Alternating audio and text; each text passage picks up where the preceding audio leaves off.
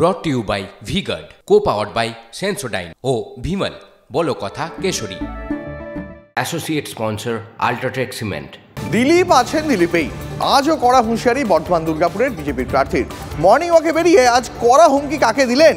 পুলিশকে। এবার আর কথার কথা নয়, গোটা রাত থানা জ্যাম করে দেওয়ার হুঁশিয়ারি দিলেন দিলীপ ঘোষ। গতকাল বর্ধমান থানার আইসিকে কড়া ভাষায় আক্রমণ করেন তিনি। রাস্তায় ধরে কাপড় খুলে নেওয়ার হুঙ্কারও দেন দিলীপ ঘোষ। যাকে যেমন ট্রিটমেন্ট করার আমরা করব। এখানে অনেক ছোট ছোট ইঞ্চি ফুট সাইজের নেতারা দাপিয়ে বেড়াচ্ছে, টিএমসির ভয় দেখাবার চেষ্টা করছে। ওই যে নেতারা ভোট করা তো সবকে বাড়ি ঢুকিয়ে দেবো, আর বেশি বাড়াবাড়ি করলে ভোটের পরে বড় ঘরে পাঠিয়ে দেবো। ওরা বলবে আমরা চেঞ্জ করে নেবো।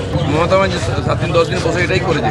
ওর কাছে ভোটার নেই, পুলিশ আছে আর এই কর্মচারীরা সব ছেড়ে দিয়ে রোজ থানা আর ভিডিও ডিএম ঘেরাও করবো। শেষের দিকে দম বন্ধ করবো, তাদেরকে বেরোতে দেবো না। কথা কিরকম চামচাগিরি করে দেখবো।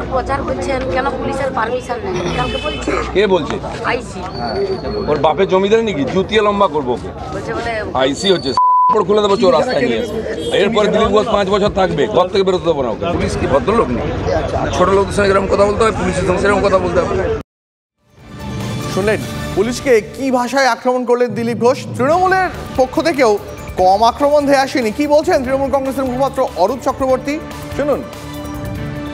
যার কপালের লিখনটা জ্যাম করে দিয়েছে শুভেন্দু অধিকারী, এবং সেটা উনি নিজে বুঝতে পেরেছেন যে মেদিনীপুর থেকে ঘাট ধাক্কা দিয়ে বর্ধমান দুর্গাপুরে ফেলে দিয়ে দিলীপ ঘোষের যে কপালে জয় তিলক ছিল, সেই জয় তিলকটার খাতাটায় জ্যাম করে দিয়েছেন। তাই দিলীপ ঘোষের আর নতুন করে সাংসদ নির্বাচিত হওয়ার সম্ভাবনা নেই। তাই যত দিন এগোচ্ছে, গতকালকে জামা কাপড় খুলিয়ে নেওয়ার হুঁশিয়ারি দিয়েছিলেন, এবং আমরা জানি কুরুক্ষেত্রের যুদ্ধের আগে দুর্যোধন দুঃশাসন বস্ত্রহরণের চেষ্টা করেছিল। দুর্যোধনের বাহিনীর কি অবস্থা হয়েছিল সারা ভারতবর্ষের মানুষ জানে। ভোটের বঙ্গে মুর্শিদাবাদে ফের অশান্তি। মুর্শিদাবাদের হরিহর পাড়ায় তৃণমূল সমর্থককে কোপ। বিজেপির বিরুদ্ধে অভিযোগ তৃণমূলের। তৃণমূলকে ভোট দেওয়ায় কোপ মারা হয়েছে বলে অভিযোগ অস্বীকার বিজেপির। ঘটনার তদন্তে হরিহরপাড়া থানার পুলিশ। লোকরেঘেশ ওই বাড়ির কাজে যাচ্ছিলাম ভুইনিয়াতে, অমনি আমাকে 3-4 জনেরা দাঁড়িয়েছে। লোকরেঘেশ পাশলে দিয়ে, ধারালো পাশলে দিয়ে এখানে কোপ মারতে যায় গলায়। আমি এমনি হাতে ঠেকাই দিয়ে ঠেকিয়ে আমি মানে জীবনের ব্যাপারটা কোনোরকম পালিয়ে আসে ওদের কাছ থেকে। এটা হয়তো তৃণমূলের সাজানো ঘটনা বিজেপিকে কলুষিত করার জন্য। সেই এলাকার সাধারণ মানুষদের চরমভাবে তারা নির্যাতন করেছে এর আগে, বা ভোট দিতে যেদিন ভোট হয়েছিল সেদিন হয়তো তাদের হুমকি দিয়েছে। সেই অর্থে হয়তো সাধারণ মানুষের ক্ষোভ উপচে উঠেছে। ভোট আসে ভোট যায়, সাধারণ খেটে খাওয়া মানুষদের দিন নাম চাপ পাল্টায় না। খড়গপুরের রামনগরে ভোট বয়কটের ডাক গ্রামবাসীদের। অভিযোগ দীর্ঘ 50 বছর ধরে বিদ্যুৎ, রাস্তা, পানীয় কোনো ব্যবস্থাই নেই। প্রতিবাদে রাস্তা, বিদ্যুৎ, জলের দাবিতে ভোট বয়কটের ডাক। গভীর রাজনৈতিক ষড়যন্ত্রের অভিযোগ 31 নম্বর ওয়ার্ডের কাউন্সিলর মমতা দাসের। রেলের বাধাতেই এলাকায় উন্নয়ন পিছিয়ে রয়েছে, অভিযোগ খড়গপুরের পুরপ্রধান কল্যাণী ঘোষের। এবার প্রশ্ন হচ্ছে, এই গাফিলতির দায় কে নেবে? উঠছে প্রশ্ন। আমাদের এখানে খালি ভোট আসে, লেয়, যায়। কারেন্ট দেবো, রাস্তা দেবো, জল দেবো, কিছুই দেয় না। আমরা কোনোই সুখ সুবিধা পাই না।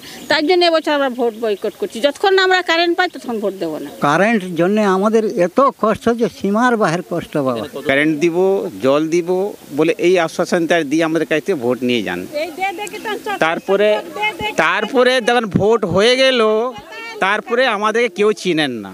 50 বছরে ধরুন, এত বছর ধরে আছি, এভাবে কষ্ট করে আছি। মুরগিদের জন্য লাইট দরকার হচ্ছে, কয়লা মুরগি রাখা। কিন্তু এই যে আমাদের যে জানুয়ার থেকে আবার নিচে রেখেছে আমাদেরকে, কত কষ্টে আছে আপনারা বুঝতে পারছেন। কারেন্ট নাই বলে পড়তে পারি না আমি। তারপরে যখন রাস্তায় গেলে ভয় লাগে। যে ছোট ছোট বাচ্চারা একটা দেখাতে হচ্ছে কেন? তাদের এখন থেকে চোখের প্রবলেম চলে এসেছে এই লাইট না থাকার জন্য। इसका निर्णय निकाला कि अब जो है हमें इस वार्ड से किसी को वोट नहीं देना है। तो ये सही बात है, वोट दे के कोई फायदा नहीं तो वोट क्यों देंगे भाई? ক্লিয়ার কিভাবে আমি করব বলুন। যেটা রাজনৈতিক ষড়যন্ত্র হচ্ছে, আমি ভাবছি যে জল আর ইলেকট্রিকের জন্য রাজনীতি করা উচিত না।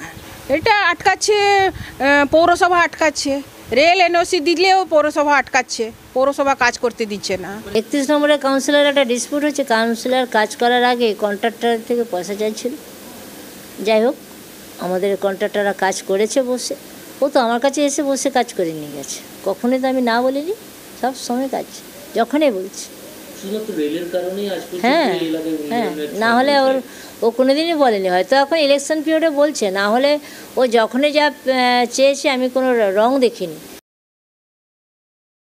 দীর্ঘ 50 বছরের বাসিন্দা এই এলাকার মানুষ, আর তাদেরকেই আজ হাতে প্ল্যাকার্ড নিয়ে তাদের আবেদন নিয়ে দাঁড়াতে হয়েছে রাস্তায়। কারণ কি?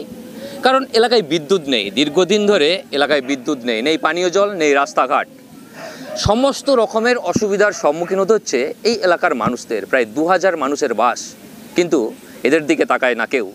রয়েছে কাউন্সিলর, রয়েছে বিধায়ক, রয়েছে সাংসদ, কিন্তু শুধু প্রতিশ্রুতি পায় তাদের কাছ থেকে, কিন্তু কাজের কাজ কিছুই হয় না। তাই বাধ্য হয়েছেন এখানকার মানুষজন তাদের নিজেদের দাবি আদায়ের জন্য যে মূল অস্ত্র ভোটাধিকার, সেই ভোটাধিকার প্রয়োগ থেকে বিরত থাকার। তাই ভোট বয়কটের ডাক দিয়েছেন তারা। ক্যামেরায় সুজয় নায়কের সাথে দেবব্রত সরকার, TV9 বাংলা, পশ্চিম মেদিনীপুর। রাজভবনে শ্লীলতাহানির যে অভিযোগ, তার বিতর্কের জল কিন্তু অনেকে দূর পর্যন্ত গড়িয়ে গেছে। কেন বলছি? কারণ পুলিশের হাতে এবার কি নয়া সিসিটিভি ফুটেজ। অভিযোগকারিনী কাঁদতে কাঁদতে নেমে আসছেন, সেই সিসিটিভি ফুটেজ পুলিশের হাতে এসেছে। আরো বিস্তারিত জানবো সহকর্মী সুশোভনের কাছ থেকে। সুশোভন, দেখো, পুলিশ সূত্রে খবর যে ইতিমধ্যেই পুলিশের কাছে পুলিশের বিভিন্ন একেবারে সূত্র থেকে তারা বেশ কিছু সিসি ক্যামেরা ফুটেজ পেয়েছে, যেখান থেকে দেখা যাচ্ছে যে একজন তরুণী কাঁদতে কাঁদতে সিঁড়ি দিয়ে নেমে আসছেন। স্বাভাবিকভাবেই তুমি জানো যে এর আগেও পুলিশ অনেকবার রাজভবন থেকে সিসি ক্যামেরা ফুটেজ চেয়েছিল, পায়নি। এবার পুলিশ কিন্তু নিজেদের জায়গা থেকে, অর্থাৎ নিজেদের যে সূত্র বা গোপন তথ্য, সেখান থেকে কিন্তু ইতিমধ্যেই সেই সিসি ক্যামেরা ফুটেজ পেয়েছে। পুলিশের তরফ থেকে যেটা মনে করা হচ্ছে, এই সিসি ক্যামেরা ফুটেজ পেয়ে পরবর্তী অনুসন্ধান তারা। বেশ সুশোভন, তোমাকে অনেক ধন্যবাদ আপাতত। Brought to you by V-Guard, co-powered by Sensodyne ও ভিমল, বলো কথা কেশরী। Associate sponsor UltraTech cement.